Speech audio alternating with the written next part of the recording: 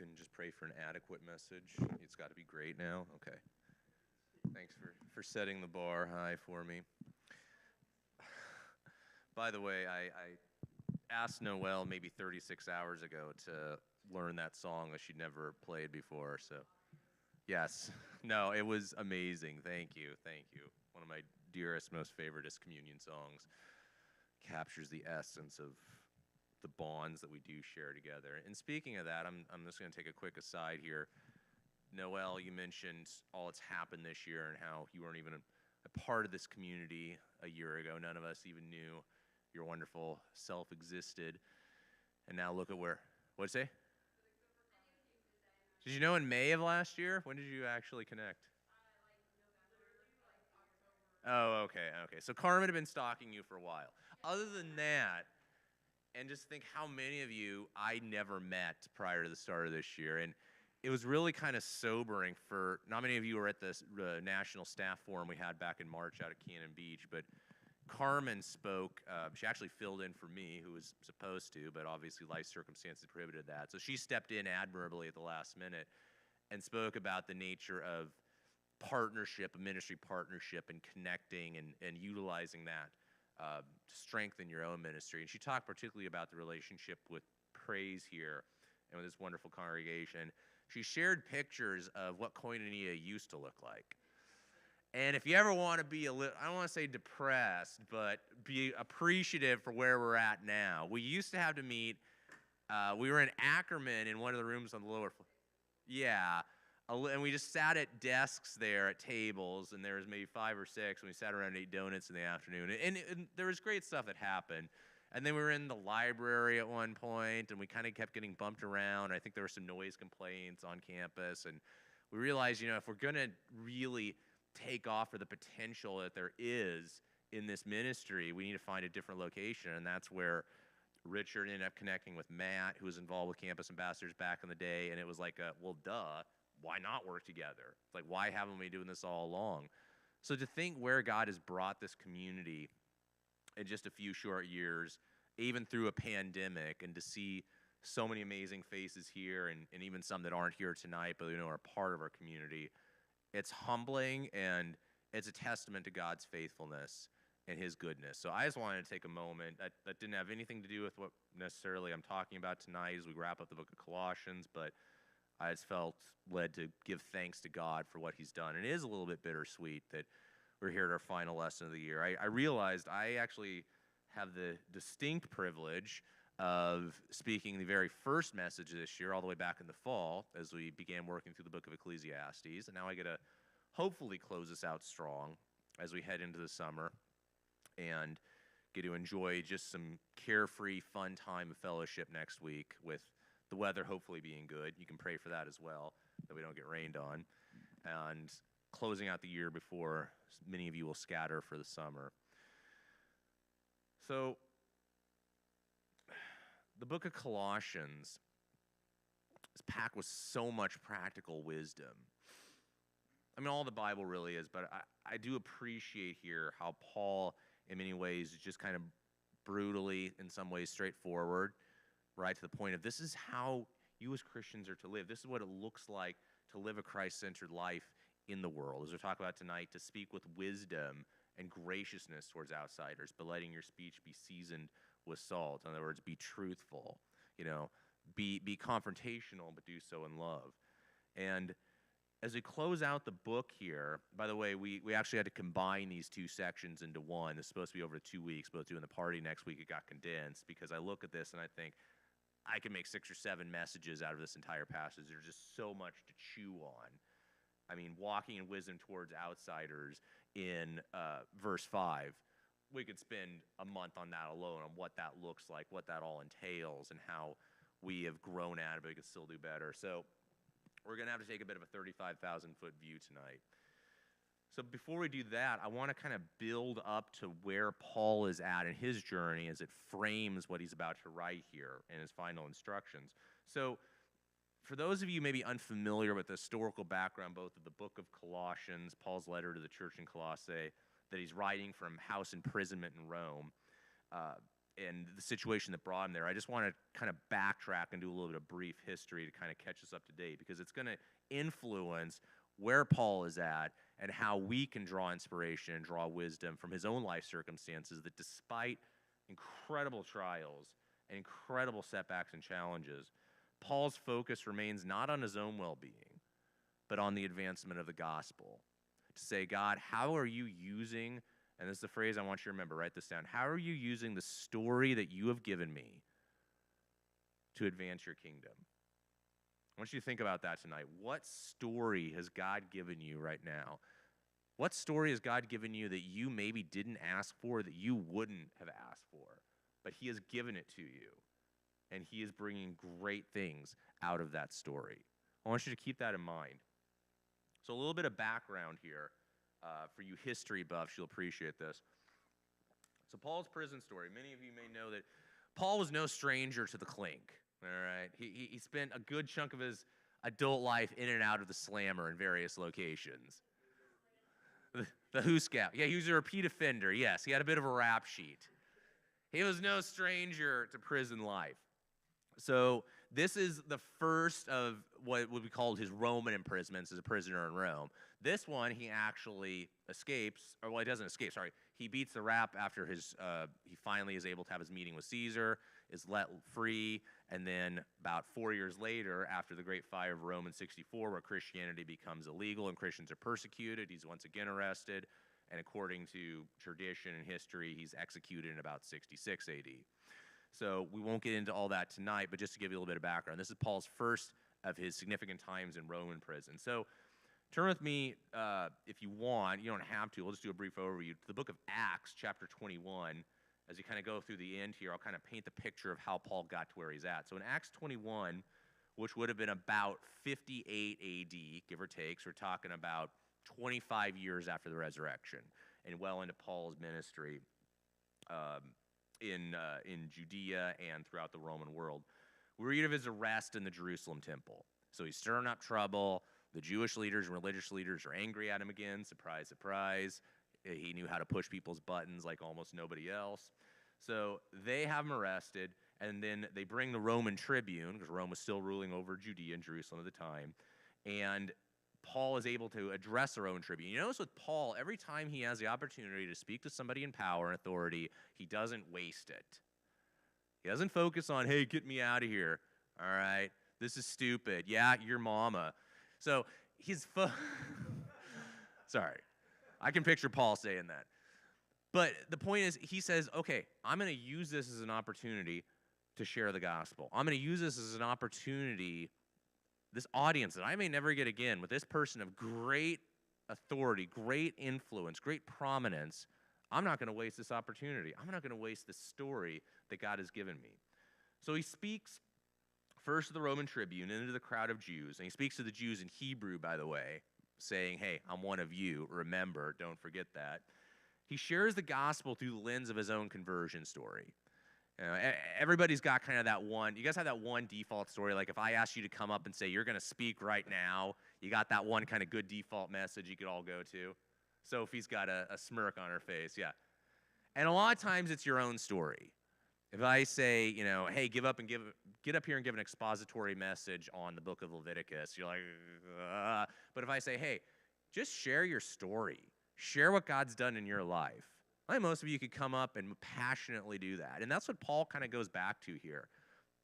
He does it in a brilliant manner as a brilliantly trained scribe and theologian, but he goes back to the gospel through the lens of his own story.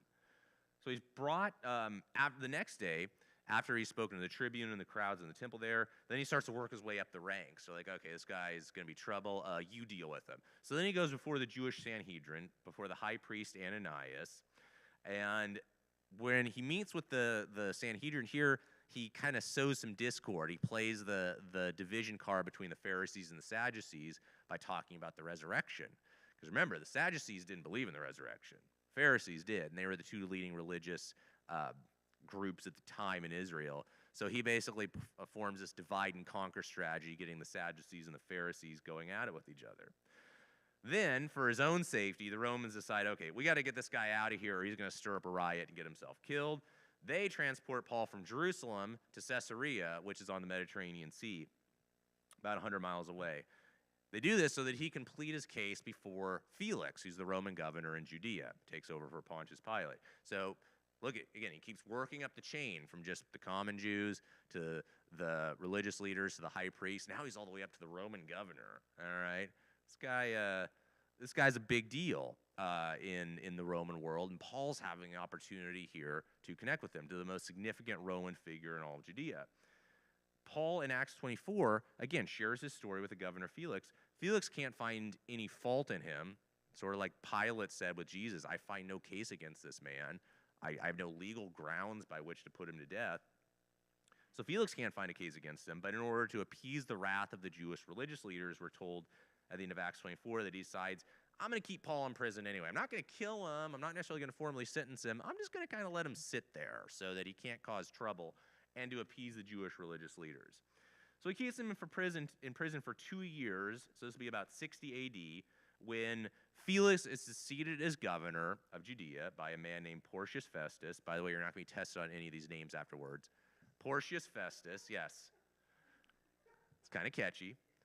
Sounds a bit like a German sports car, but neither here nor there. He's succeeded by Porcius, and then after 2 years in prison, Paul's just been kind of sitting there. It's only then Paul decides to invoke his right as a Roman citizen. He says, by the way, I don't know if you mentioned this, I'm a Roman citizen, and you've unlawfully imprisoned me and beaten me, so you could get in big trouble for that. Oh, did I not mention that earlier? Yeah. I know the law, I'm smart, and I'm going to invoke my right to appeal to Caesar. So Paul says, I want to appeal to the most powerful man on the planet at that time, that was worshipped as a god by the people. Yeah, I'm going to plead my case before him, which he had the legal right to do as a Roman citizen. So they decide, okay, first of all, we can get rid of Paul. We can kind of pass the problem along. Now he's going to be Caesar's problem, all right? So we're going to get him out of here. So they decide to ship him off to Rome. Before that, though, he's visited by Marcus Julius Agrippa, who was the king of the Jews at that time, the king of Judea. He was the grandson of Herod Antipas and the great-grandson of Herod the Great. And at the end of Paul's message to Agrippa in Acts 26, Agrippa declares, this man could have been set free if he'd not appealed to Caesar. If he just said this in the beginning, he could have said, I'm a Roman citizen, and left it there, and they could have been set free. And he could have just walked out the door. He could have done that 2 years ago. But no, he says, I appeal to Caesar, because that way he gets the right to go to Rome and talk to the big cheese himself. So that's how Paul ends up in Rome. That's 2 years he's in prison. Finally, he's transported to Rome, shipwrecked on the island of Malta, comes to Rome, and then at the end of Acts, we're told that Paul remained basically under house arrest for 2 years while he was in Rome. And all this to say, not just to give you a bunch of random background history, that Paul is calculating, Paul is looking at this through the lens not of my own personal comfort, not of what can I do to get the heck out of prison the fastest I possibly can, but what course of action is going to allow the gospel to be shared most effectively. I have the opportunity to go talk to the most powerful man on the planet and share the gospel with him. How could I ever pass that up? And Paul thinks this through, and this all conspires to bring him to Rome. Now, what Paul didn't know, or maybe he did, we're not specifically told, is that he was going to have to wait another 2 years when he got to Rome in order to see Caesar, the emperor, who was Nero at the time.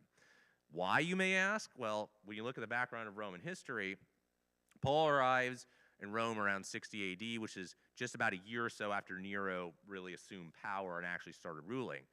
Nero didn't go to the city of Rome for about 2 years. Why is that? Well, it's complicated, but long story short, he was under some bad PR and some bad press because he had his mother beaten to death by the Roman guards because she was trying to usurp him and essentially rule in his place. So he decided, I'm going to avoid Rome for a couple of years because I don't want to deal with the backlash of the Senate, and he traveled around the country trying to repair his image before he finally returned to Rome. All that to say, that appears to be why Paul has to wait 2 years in Rome under house arrest before he can have his case heard before Caesar, which he gladly does. And during that time, he doesn't just sit, twiddle his thumbs, and say, when's Caesar going to get back? He writes what's called the prison epistles of Colossians, Ephesians, Timothy, and Titus. And he writes these while in prison. and he has them shared throughout the world, throughout the Roman world, throughout the Judea, throughout Asia, throughout all the churches that Paul is connected with, this entire ministry network that he and the followers of Christ have built together. So that's kind of a little bit of the background of what brought Paul here and how he's thinking this through and where he's now sitting tied, to a ball and chain in a house in Rome, away from home, not knowing when the heck he's finally going to have his case before Caesar, but says, hey, I'm here, I'm still breathing, God's still going to use me. He's still going to use me despite what may seem to be somewhat challenging circumstances of being chained to a wall. How many of you guys have ever done your best ministry work chained to a wall in your house? Anybody? How many of you ever been chained to a wall in your house? Okay, that's another story. Okay, good. All right. That might necessitate some phone calls if need be. Okay. I want to compare this to another account of Paul's imprisonment. Turn with me to Acts 16. Let's go back a couple books. Eventually, yes.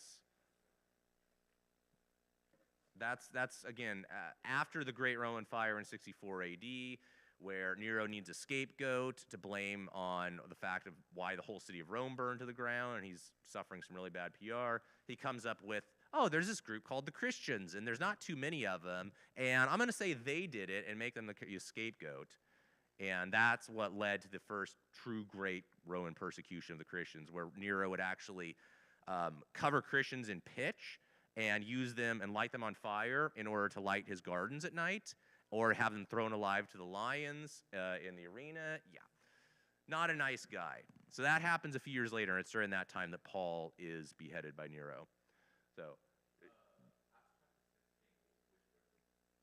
Acts 16, verses 16 to 40. There's a lot to cover here, so I'll read through it quick, but just a little background. This is Paul and Silas in prison in Philippi, so another one of Paul's times in prison, as he was prone to do. So verse 16, as we were going to the place of prayer, we were met by a slave girl who had a spirit of divination and brought her owners much gain by fortune-telling. She followed Paul and us, crying out, "These men are servants of the Most High God, who proclaim to you the way of salvation." And this she kept doing for many days. Paul, having become greatly annoyed, turned to the spirit and said, "I command you in the name of Jesus Christ to come out of her." And it came out of her that very hour. But when her owners saw it, their hope of gain was gone. They seized Paul and Silas and dragged them into the marketplace before the rulers. And when they brought them to the magistrates, they said, "These men are Jews, and they are disturbing our city. They advocate customs that are not lawful for us as Romans to accept or practice." The crowd joined in attacking them, and the magistrates tore the garments off them, gave orders to beat them with rods. When they inflicted upon them many blows, they threw them into prison, ordering the jailer keep them safely. Having received this order, he put them into the inner prison and fastened their feet in stocks. By the way, what that would look like is basically you're sitting on the ground, your feet and your hands, I can't remember. Your feet and your hands are just like this, both locked up 24 hours a day. So that's kind of what Paul and Silas were sitting like in prison. So, like, if you have an itch you have to scratch, you're kind of out of luck, because your hands and feet are basically useless. Not exactly the most comfortable spot to find oneself in. But again, Paul, ever the opportunist, doesn't allow that to dissuade him.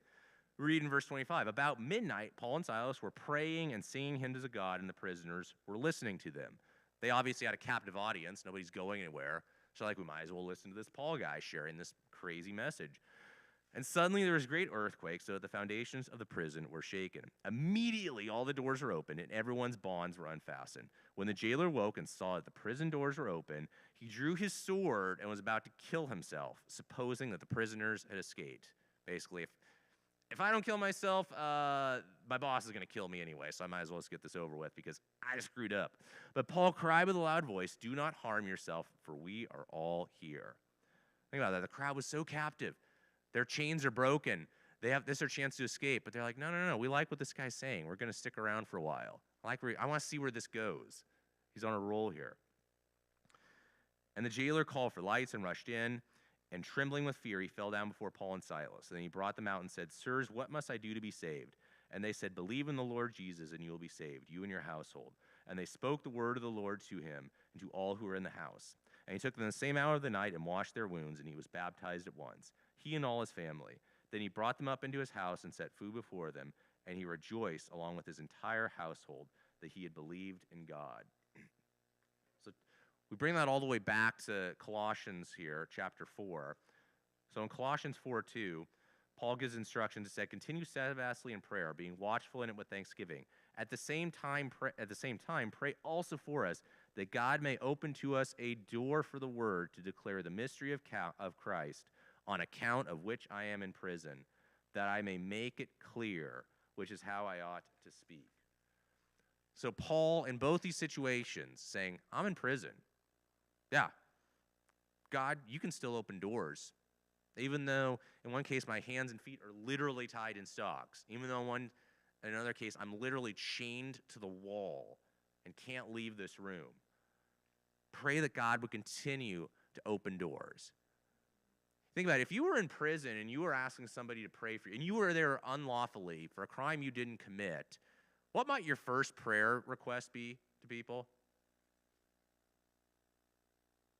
Get me out of here. Can you pray that I get the hell out of here sooner than later? Paul never says that. That's not his first priority. Paul's primary focus is not his own comfort or well-being. It's the sharing and the spread of the gospel. And he says, this is an opportunity you've given me. I'm not going to waste it.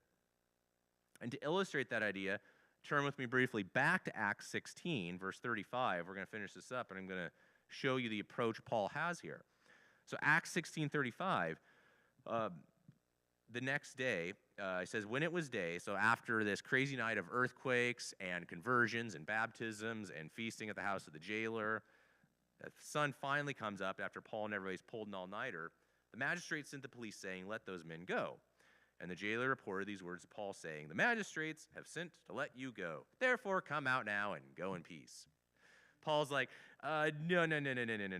Paul said to them, they have beaten us publicly, uncondemned men who are Roman citizens, by the way. There's that card he keeps pulling out.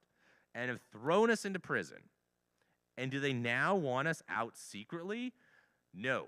Let them come themselves and take us out. The police reported these words to the magistrates, and they were afraid when they heard they were Roman citizens. In other words, they realized they could be in some deep doo-doo with their superiors for unfairly imprisoning and beating a Roman citizen.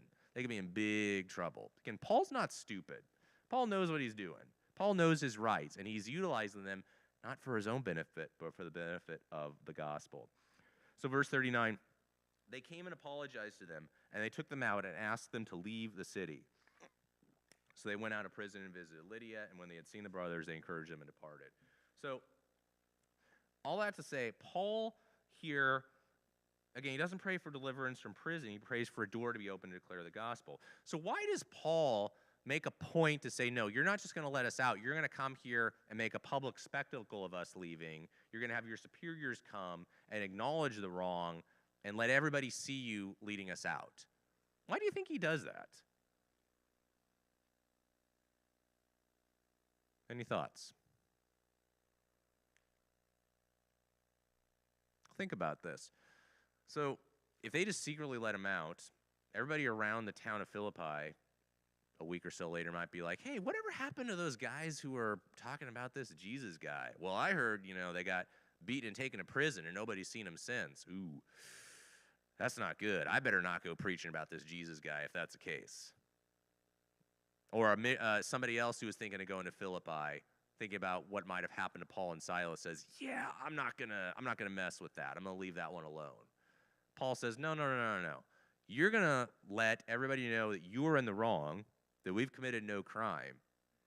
He does that so that the doors of the gospel could remain open.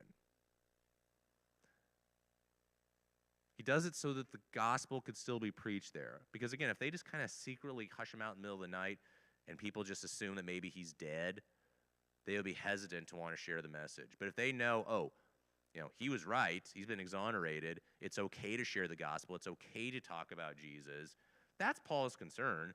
He's not worried about his own pride. Paul basically says, you know what, you can slander my name all you want, you can call me whatever name in the book, but I'm not going to allow an opportunity for the gospel to pass. I'm not going to allow this door to be closed when it could remain open. So Paul says, you're going to come and you're going to make a scene out of this, and everyone's going to know you screwed up. Paul exercises his rights not for his own well-being, but for the well-being of the gospel in every story and every circumstance. we had a personal experience with this in their ministry several years ago. Not too many people know about this story, and I'm not going to share specific names of those involved, but it happened many years ago when I was the director of ministry at Shemeketa out in Salem. One day I was on my way to campus. I was just a couple minutes away, and I got a call from our area director, Dan Barham, at the time. Well, he's still Dan Barham, but he was area director at the time. Point of clarification. And he said, hey, Garrett, where are you at right now? And I said, well, I'm on my way to campus. I'm going to meet up with some students in the Commons. And he said, I need you to not go to campus today. And I said, okay, more details. And he says, well, got an email this morning from the Council of Clubs at Shemeketa that Campus Ambassadors is no longer allowed at Shemeketa's campus. And we did some digging. We found out the reason is they'd received an anonymous letter from a former student about a former staff person. It wasn't directed at me, but I was there at the time, so by proxy it was, with allegations that were blatantly untrue. Nothing illegal, but allegations of misconduct that they claim went against their club policies. So they never called us to get our side of the story. They never asked us about it. They never even dug in and talked with the student who sent this letter. All they did was they got it and they called us up and said, you guys are no longer welcome here as a club. Needless to say, that kind of put us into scatter mode of what do we do now? And we started exploring, like, what rights do we have? What rights of recourse do we have? And our national director at the time very poignantly said, you guys need to fight this. Not for your sake, not for the sake of proving yourself right, but because if you allow them to just kick you away without at least putting up a fight, who knows how far this will go. If they feel they can do this, if they can bully you around and they can do this to Christians, we need to take a stand and we need to fight this. And they said, we're behind you. We're going to get legal counsel. We are going to prove our case and utilize our rights and win this case. And long story short, we had text messages that basically proved the student was lying. We had dozens of students there, both current and former, who all lined up and said, we're willing to speak on your behalf. We're willing to speak for you guys, to tell the truth, and to say what really happened. And we know that this is absolutely untrue, and we have your back. And so we had to go before the council there, and long story short, we basically knew the law better than they did. It was clear they had acted rashly and didn't really even know their own bylaws. So it does pay to have a good lawyer sometimes, I will say that. And long story short, they ended up relenting and allowing us back, and basically, fully apologized and said we were in the wrong, we're sorry, and we were allowed to come back on campus full time. And now we have, I don't want to slander Shemeketa. We actually have a really good working relationship with the club, the Council of Clubs there, with ASC. The club director there actually is a wonderful Christian who's been a great advocate for us. And our working relationship was great. I don't know if it's because they're scared of us, potentially suing them again like we had threatened. Maybe. All that to say that was a case where we said, you know what? If you drag our name through the mud, personally, whatever. I didn't want it dragged through the mud, but our concern ultimately was saying if we just slip away and allow them to get away with this, we may never be back on that campus. They might never have another Christian club on campus because they're terrified of what might happen. Said we need to exercise our legal rights as citizens of America to say, no, this is wrong. This is not what we did. We pleaded our case, and by the grace of God, we were allowed back. See, if your concern is not for your own well-being, but if your concern is for the advancement of the gospel, despite your own circumstances, God will do great things through you. God will do amazing things, whether you're a student at Western Oregon, whether you're entering the career field, whether you're chained to a wall in Rome. God will do great things if your concern is for the advancement of the gospel, not for your own comfort. Paul here realizes and recognizes that God does not make mistakes. Do you guys believe that? God doesn't make mistakes? Doesn't mean we're going to see every move he's making.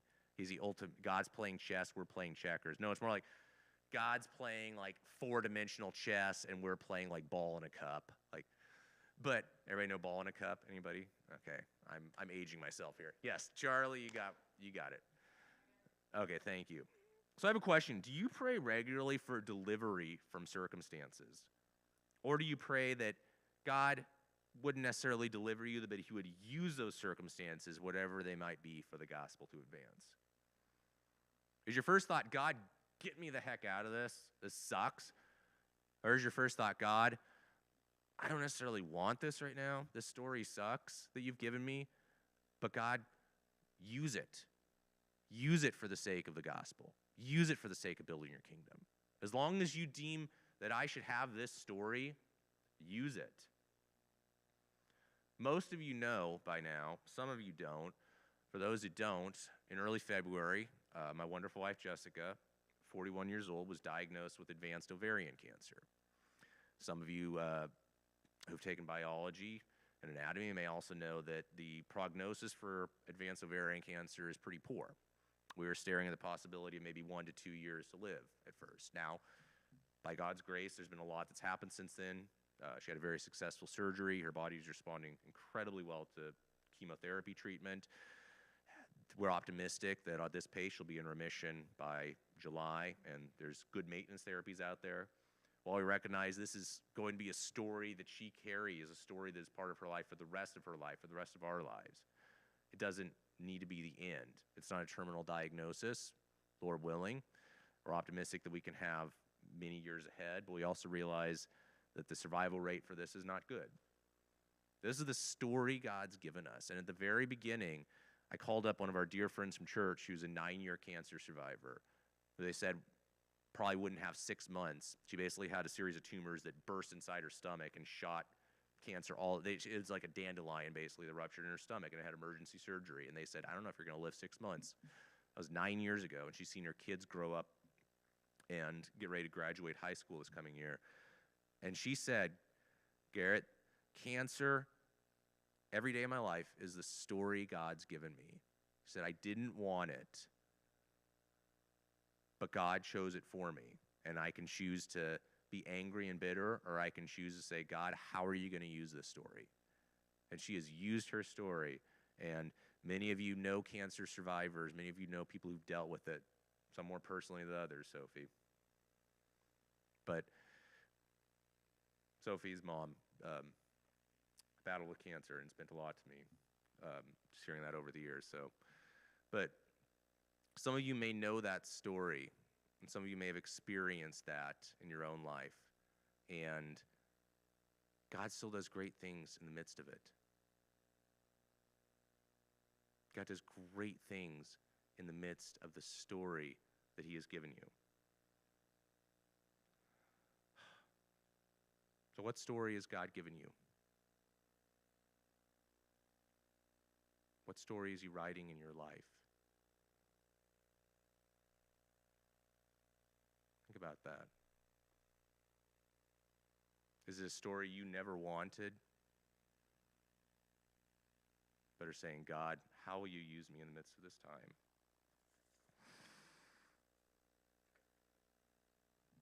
What story has God given you? We'll come back to this question here in just a few minutes. But I want to share a little bit about the last section here, the final greetings that Paul has. So in an epistle, which simply means writing in Greek, or simply means letter, it has a handful of basic elements. It has a greeting, a travelogue, which talks about the details of a journey, instructions for a congregation, and then it usually concludes with final greetings. Now, the final greetings are often seen as a bit of a throwaway detail. Like, okay, he's saying hello to a bunch of random people with a bunch of weird names that I'll never remember again, yada, yada, yada. But it's very easy to do that. It's very easy to just kind of look and say, I don't need to read any of this. I'm going to skip ahead. But we miss so much when we ignore this final section here. And here we see Paul kind of illustrate this idea that while this could easily be a throwaway detail, we see the beauty and the effectiveness of the ministry community that Paul has built. And we think about the fact that he did all of this without a cell phone, without Facebook, without Microsoft Office, without any sort of social media. It's pretty remarkable that Paul built this incredible ministry network. We read in verse 7, Tychicus will tell you about my activities. He's a beloved brother and faithful minister and fellow servant in the Lord. I have sent him to you for this very purpose, so you may know how we are, and he may encourage your hearts. And with him Onesimus, our faithful and beloved brother, who is one of you. Sorry, I'm having...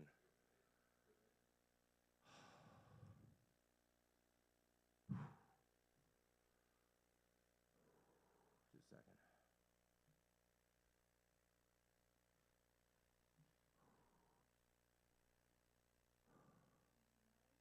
No. Okay.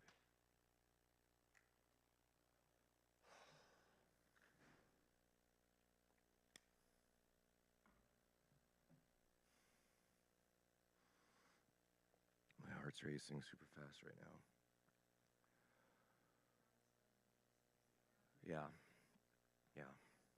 Yeah, I'm okay.